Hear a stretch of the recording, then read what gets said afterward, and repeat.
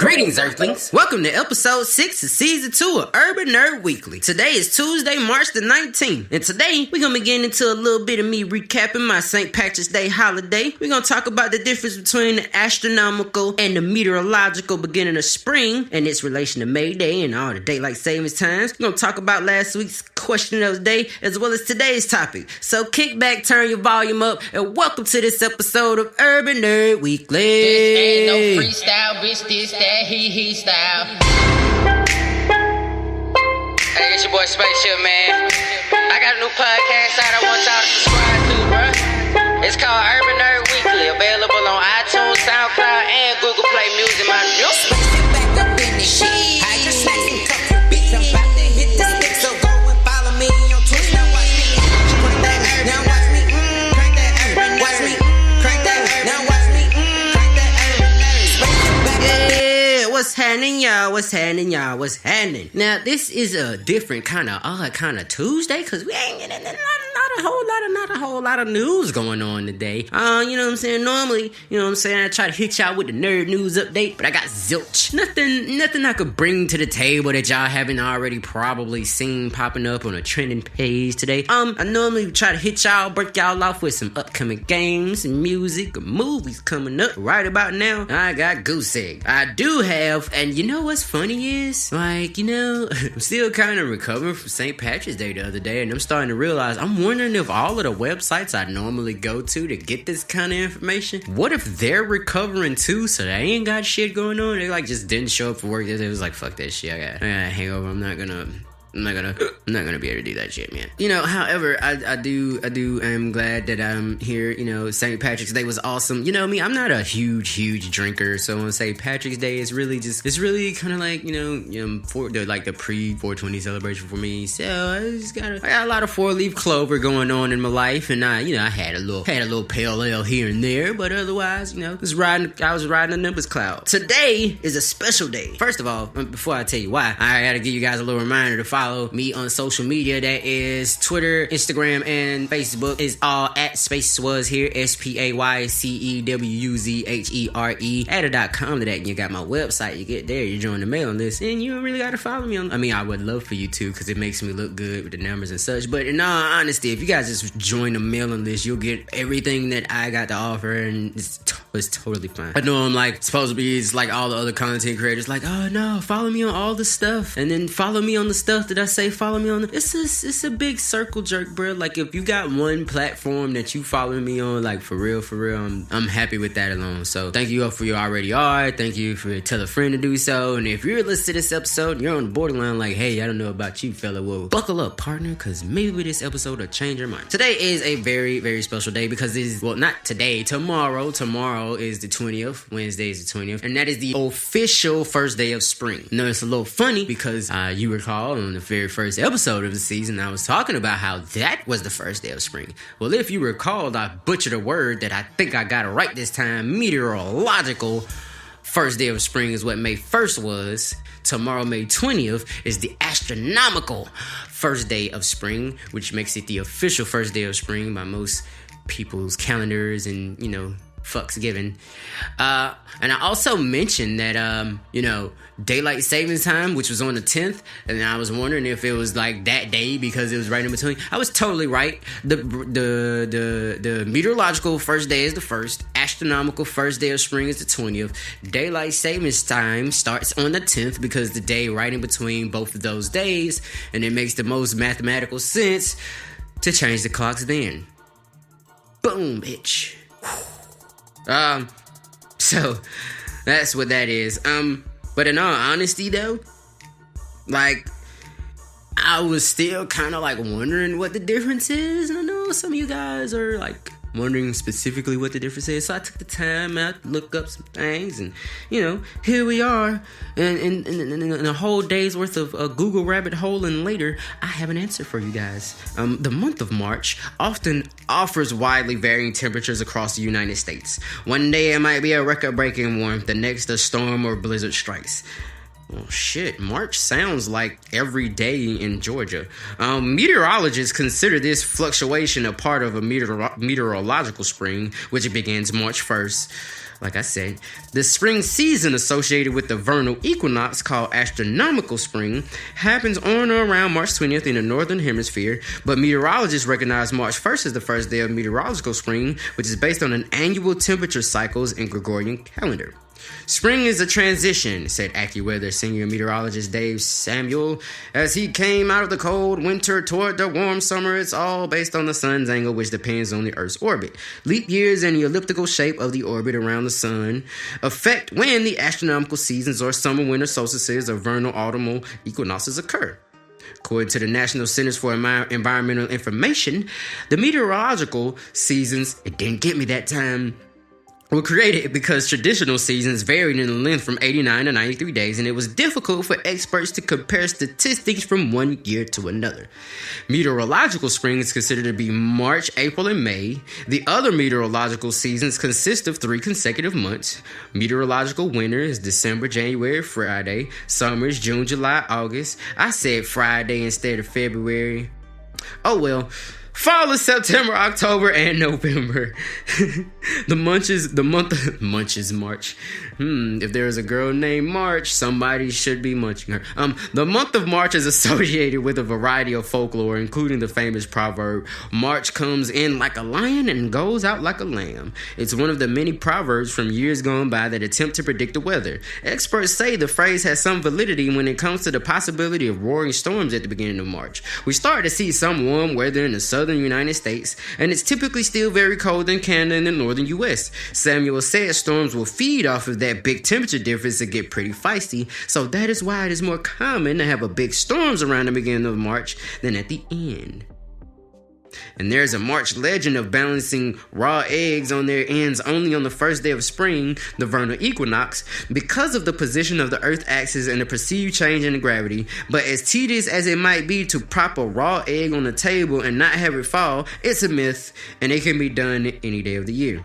It is not true, Samuel said. You could get lucky and balance an egg anytime. It doesn't have anything to do with the equinox. I am so mad that in this intellectual fucking blog post, they took out time to talk about balancing motherfucking eggs on the whatever. You know what I be forgetting? You know, nerds are the same everywhere. You could be talking about the most intellectual thing in the world, and a petty argument will mean more than anything between them motherfuckers.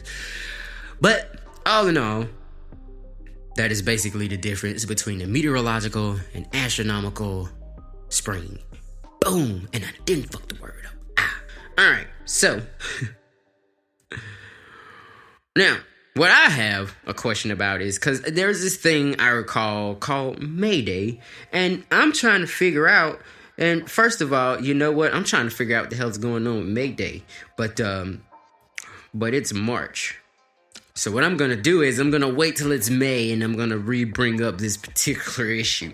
However, just as a reminder, you guys, please, if you haven't already, tell a friend to subscribe on all the available platforms. That would be Google Podcast, which has been revamped. I don't know if you guys have seen like Google Podcast, like it's actual, the app. It's like Google, Google Play used to have all the podcasts. Google has its own podcasting app now called Google Podcast, which allows you to subscribe to all of your favorite podcasts through Google. If you're not an iTunes person, or you don't have your own platform that you use, Google try to make everything convenient. However, if you previously had Google Play and you subscribe to me or anyone else's podcasts on there, I don't know if you still have access to them, but I do know that if you want to download Google Podcasts and you want to be able to stream, download, and organize all of your podcasts on there, you're gonna have to resubscribe to everything, because I had to resubscribe to my own show.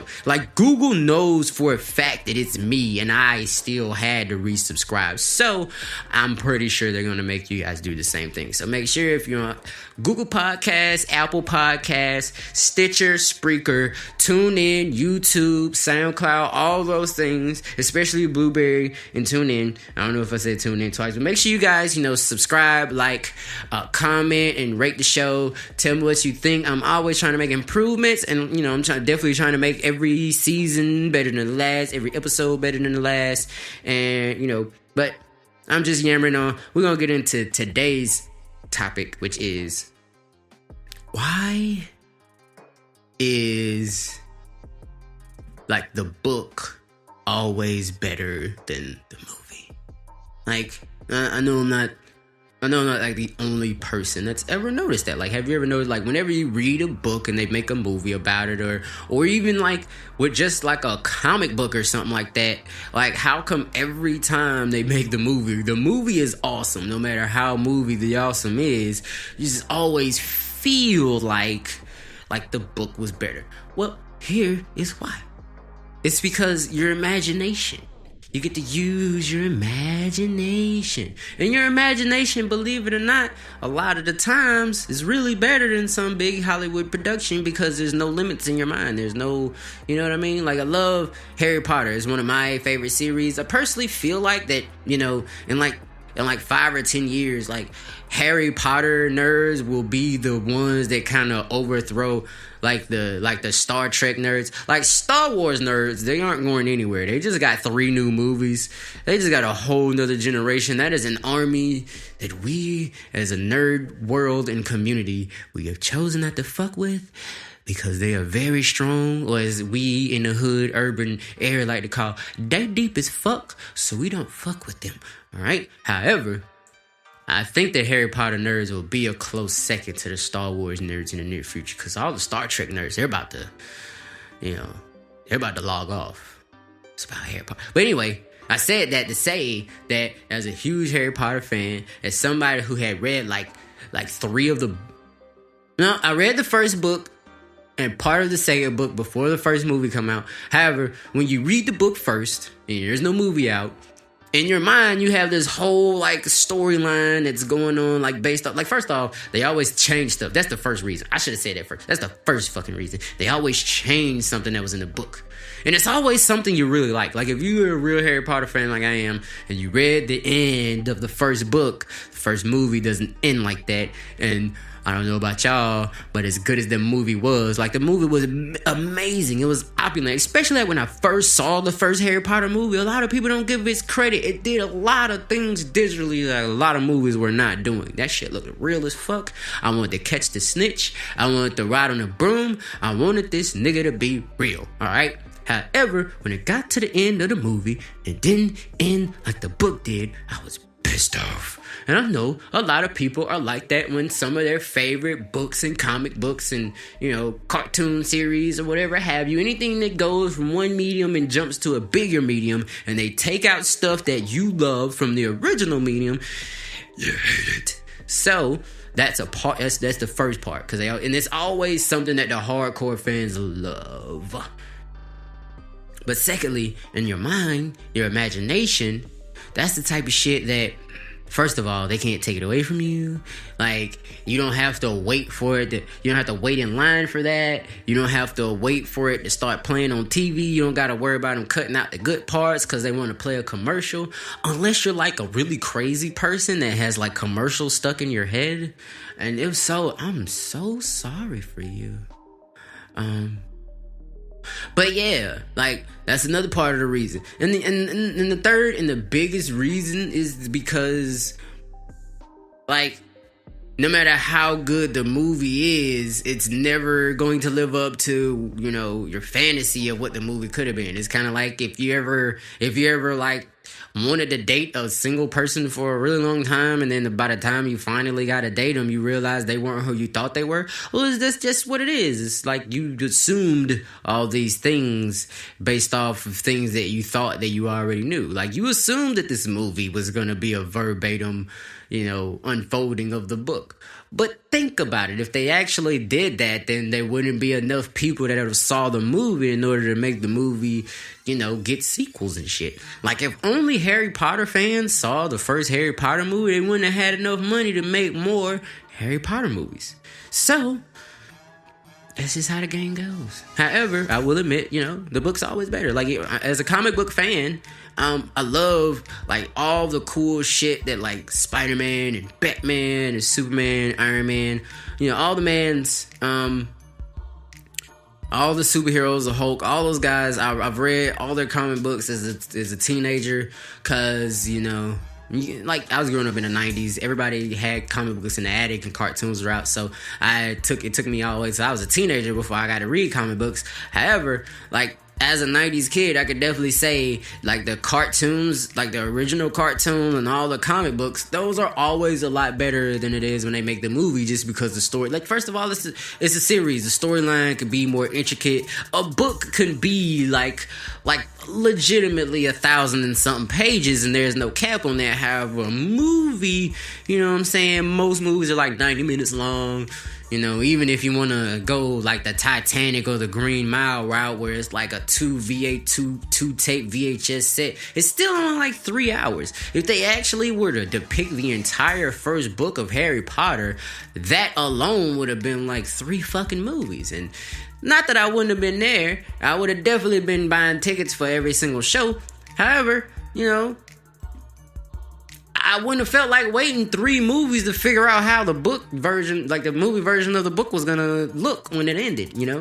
It's a lot of time wasted. I would have been like a whole 3 years older. I got to grow up with Harry Potter. I was 11 when Harry Potter was 11. I was 13 when Harry Potter was 13. When Ron finally smashed Hermione, I made the same milestone in life. So I was growing up with these characters. If it took them 3 movies to do the first movie, I would have been like 13 by the time Harry finally turned 12. And that would have been as fun.